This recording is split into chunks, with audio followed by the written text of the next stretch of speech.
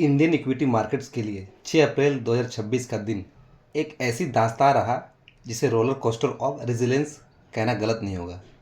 दलाल street ने आज एक एक्सट्रीम इंट्राडे रिवर्सल देखा, जहां सुबह की सेशन में छाई हुई चिंता और पैनिक सेलिंग दोपहर तक आते आते एक मजबूत बाइंग स्प्री में बदल गए। इस बदलाव का सबसे बड़ा कारण ग्लोबल जियोपॉलिटिकल सिग्नल्स में आई थोड़ी सी नरमी और डोमेस्टिक इंस्टीट्यूशनल सपोर्ट रहा। क्लोजिंग बेल तक बेंचमार्क इंडाइसेस ने अपना अर्ली मॉर्निंग लॉसेस को न सिर्फ रिकवर किया बल्कि एक सिग्निफिकेंट ग्रीन जोन में बंद होने में कामयाबी हासिल की। सेंसेक्स और निफ्टी 50 दोनों ने ही इन्वेस्टर कॉन्फिडेंस को बूस्ट किया, जो पिछले कुछ हफ्तों से यूएस ईरान वॉर और क्रूड ऑयल के बढ़ते दामों की वजह से डरा हुआ था। मार्केट का सेंटिमेंट सुबह के वक्त काफ़ी नाजुक था, क्योंकि यूएस प्रेसिडेंट डोनाल्ड ट्रंप ने ईरान को एक नया अल्टीमेटम दिया, जिसका मुताबिक अगर स्ट्रेट ऑफ हॉर्मुज को तुरंत नहीं खोला गया तो all hell will rain down on them. इस डर से क्रूड ऑयल प्राइसेस $110 पर बैरल के पार निकल गए और इंडियन रुपी पर भी प्रेशर बढ़ा। लेकिन आफ्टरनून सेशन में पाकिस्तान ब्रोकर्ड सीज फायर की खबरों ने पूरे माहौल को बदल दिया, जिसने बुल्स को वापस मार्केट में इंटर करने का मौका दिया। आज के सेशन का सबसे बड़ा टेकअवे यह है कि इंडियन मार्केट की अंडरलाइंग स्ट्रेंथ, खास करके बैंकिंग और कंज्यूमर सेक्टर्स में काफ़ी मजबूत है और वो ग्लोबल शॉक्स को ऑब्जर्व करने की क्षमता रखती है। मार्केट के बेंचमार्क इंडाइसेस के क्लोजिंग के बारे में बात करें या इंडेक्स के मूवमेंट के बारे में बात करें तो आज के ट्रेडिंग सेशन के अंत से सेंसेक्स के लिए काफ़ी सुखद रहा। बीएसई सेंसेक्स 787 पॉइंट्स यानी कि 1.07% के बढ़त के साथ 74,106 के लेवल पर बंद हुआ। एनएसई निफ्टी 50 इंडेक्स भी पीछे नहीं रहा और इसने 255 पॉइंट यानी कि 1.12% का उछाल दर्ज करके 22,968 के लेवल टच किया। अगर हम मार्केट कैपिटलाइजेशन की बात करें तो आज की इस रिकवरी ने बीएसई पर लिस्टेड कंपनीज की टोटल वैल्यू में 5 लाख करोड़ से ज़्यादा का इजाफा किया, जो अब 427 लाख करोड़ के पार पहुंच गई है।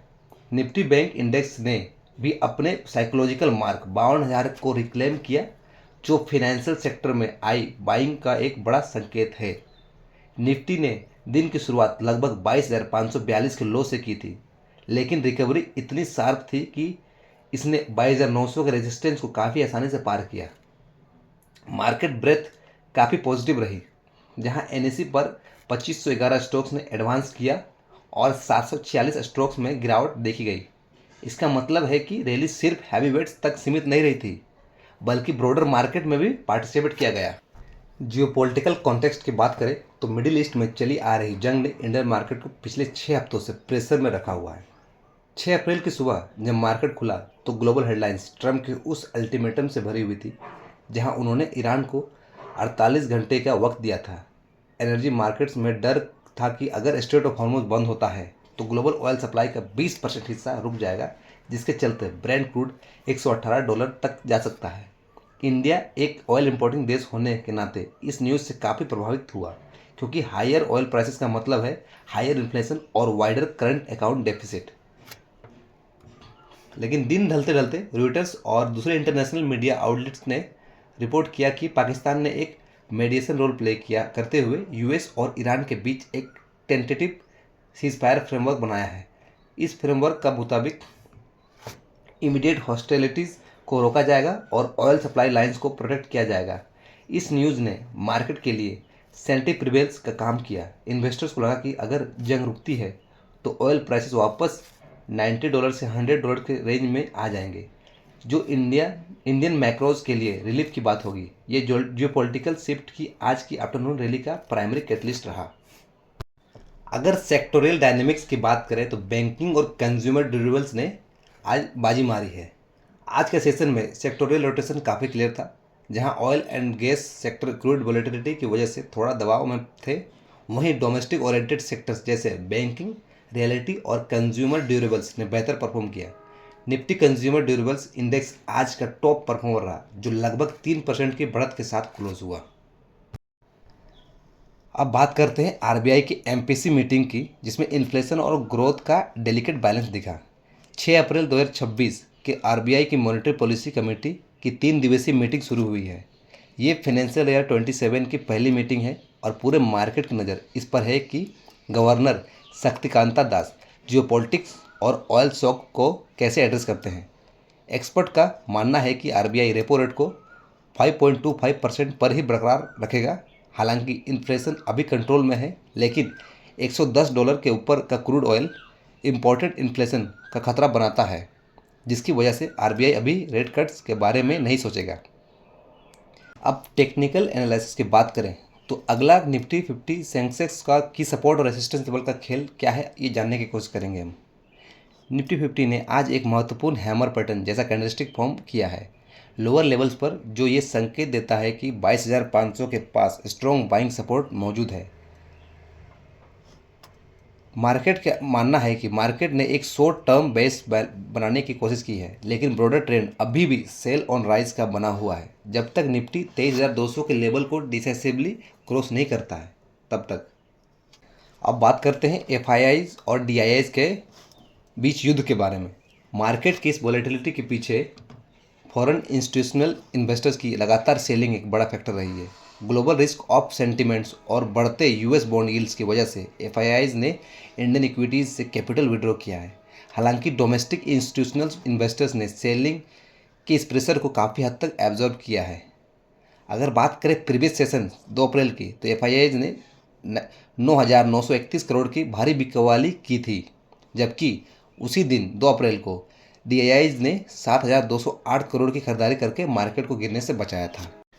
अब हम बात करेंगे इंडियन मार्केट के स्ट्रेटेजिक टेकअवेज और फ्यूचर आउटलुक, जो कि हमें आगे मार्केट को एनालिसिस करने में आसानी होगी। आज के पोस्ट मार्केट एनालिसिस से हमें कुछ बातें मालूम पड़ती हैं, जैसे कि बॉटम फिशिंग। जब निफ्टी 22,500 के नीचे गया तो काफ़ी वैल्यू बाइंग देखी गई। इसका मतलब है कि इन्वेस्टर्स लॉन्ग टर्म के लिए क्वालिटी स्टॉक्स जमा कर रहे हैं।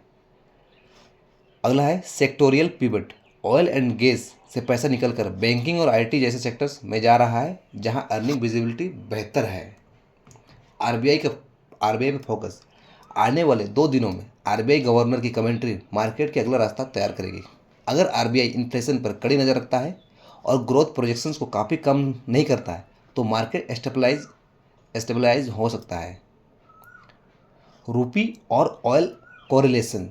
रूपी की stability direct crude oil prices से जुड़ी हुई है। अगर सीज फायर फेल होती है और ऑयल $120 टच करता है, तो रूपी 95-96 तक जा सकता है, जो इक्विटी मार्केट्स के लिए नेगेटिव होगा। आज के सेशन ने ये साबित कर दिया कि Indian stock market global volatility के बीच भी अपने आप को संभालने का दम रखता है। निफ्टी और सेंसेक्स की रिकवरी सिर्फ एक फ्लूक नहीं है, बल्कि मजबूत डोमेस्टिक फंडामेंटल्स और सीज फायर की उम्मीदों का नतीजा है। कल के सेशन के लिए गिफ्ट निफ्टी पर नज़र रखना जरूरी होगा। अगर ग्लोबल क्यूज न्यूट्रल रहते हैं तो निफ्टी 23,000 के साइकोलॉजिकल लेवल को टेस्ट करने की कोशिश करेगा। ट्रेडर्स को आईटी और कंज्यूमर सेक्टर्स में डिफेंसिव रहना चाहिए, जबकि बैंकिंग में मोमेंटम ट्रेडिंग की जा सकती है। मार्केट अभी एक ऐसे मोड पर है जहां न्यूज़ फ्लो टेक्निकल से ज़्यादा हैवी है, इसलिए डिसिप्लिन्ड रिस्क मैनेजमेंट और डाइवर्सिफिकेशन ही इस वोलेटाइल फाइनेंशियल ईयर 27 का शुरुआती हफ्तों में बचने का एकमात्र रास्ता है। दलाल स्ट्रीट पर आज की जीत बुल्स के लिए एक टेम्परेरी रिलीफ है। अगर आपको आज का पोस्ट मार्केट एनालिसिस पसंद आया हो तो वीडियो को लाइक करें, शेयर करें और चैनल को सब्सक्राइब करना ना भूलें।